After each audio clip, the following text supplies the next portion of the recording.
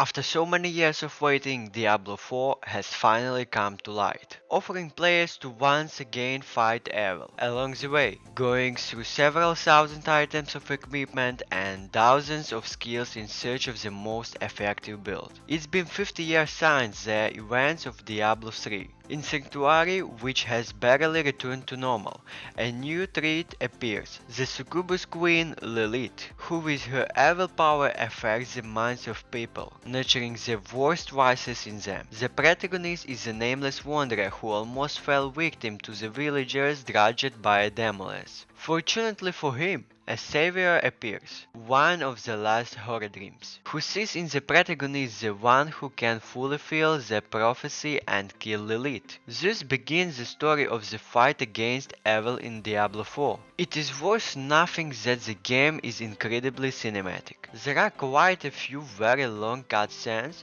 and there are even more ordinary dialogues with characters. The videos are well staged. You want to follow the plot, and often you are in a hurry to go through the main mission to find out what will happen next. Among the secondary tasks, there are sometimes pearls. Also, first you have to delve into a pile of tasks like go and kill so many monsters. Diablo 4 is even capable of discouraging grey morality. Not all demons are unambiguously bad here, just not all angels live up to the reputation of their tribe. All the same time, the game returns to the serious, that gloomy atmosphere that was trampled on by the colorful Diablo 3. Now the world is again covered with a grey filter and covered in blood.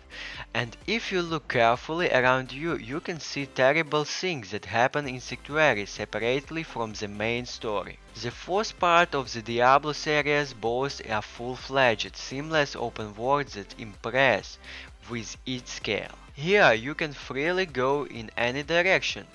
The snow-covered plain will be replaced by a dense forest, which will return into a rocky plateau, and then a mountain range will begin. There are realms of monsters, with islands of safety in the form of settlements. There you can trade, heal, improve and repair your equipment, and finally take a couple of quests and again go in search of adventure. There is a lot to do in the game world. The locations are crammed with ordinary mobs. You can't even take a step so as not to run into some kind of monsters. Temporary events appear here as the mini-quests, which usually end with a boss fight and the appearance of a chest with loot. During the journey you can stumble upon dungeons, quite long, with the mandatory boss at the end and reward in the form of a class aspect, something like a passive bonus. There are also smaller dungeons, rather killers for 1 or 2 rooms, which are inhabited by monsters that store valuable loot. There are a lot of activities here. So the standard run of the point of the story quest doesn't look like straight line on the map, but more often turns into a winding route. The player is either distracted by an event nearby, then notices new cities, then goes deeper into another dungeon for a good hour. Having sat down in the evening to complete a couple of main missions, there is a high probability of not even getting to the first of them by night. The notorious Diablo magic works in the fourth part. The game is addictive among other things because it is very pleasant to cut monsters in it. Each blow is felt. The axe sinks into the carcass of enemies with relish, arrows stick into the limbs of monsters, and spells flare up in the shapes of sparks. The environment reacts to what is happening, and it's not just about boxes and barrels flying into chips.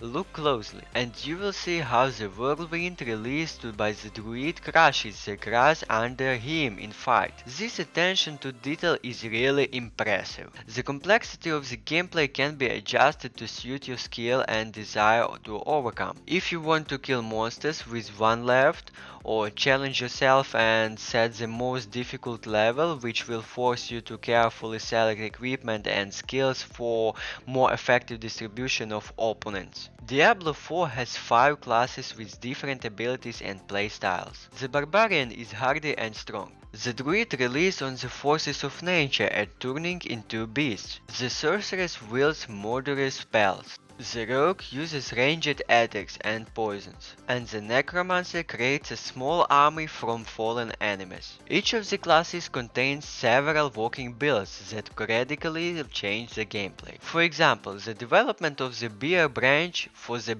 druid will allow you to smash monsters with brute force. The skills of the wolf make it possible to bite painfully and poison opponents, and the elemental build will make the hero a lightning lord with high AoE damage. Experimenting with development branches is interesting, and the game provides the ability to reset all abilities for a small fee and pump it to a completely different way. Therefore, you cannot regret choosing a skill that didn't suit you, just cancel it, take another one. You compensate for the gold spent on this breaking a couple of barrels nearby, but even each class has its own special quest, the completion of which open up new bonuses. The same druid can bring offering to the spirits of animals to receive passive buffs, and the necromancer will unlock the ability to endow his undead with different properties than summon or golem.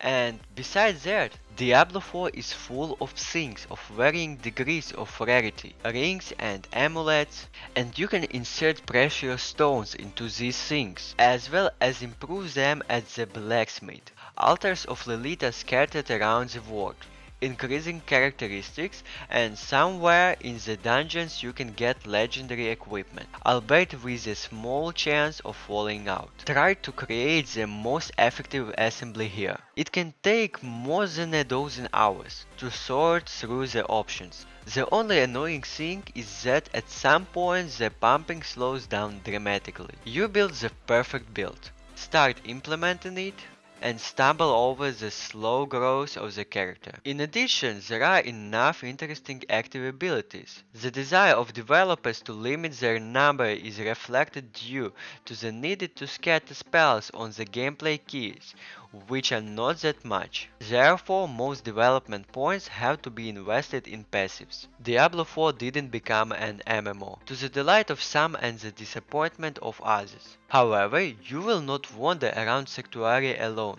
From time to time players meet here, not only in hub cities but also outside them. An uninvited companion can help defeat the world boss and go on about your business. Such situation activities refresh the past well.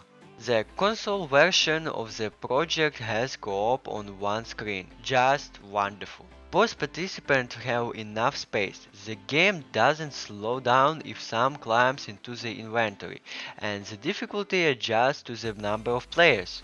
The first part of the great series didn't disgrace itself before its predecessor. Diablo 4 looks good and sounds great, draws you in 4 dozen of hours, and traditionally reveals itself in a new way in the end game, and the mountainpiece for fast movement around the world. And there are more Battle Pass sessions to come, as well as major expansions, new dungeons and more. And we are not talking about 1 or 2 years of development. The developers consider project support as a marathon, not a sprint, so you should count on a suitable influx of content. Also, the game is not perfect. In fairness, every installment of Diablo series has something to scold.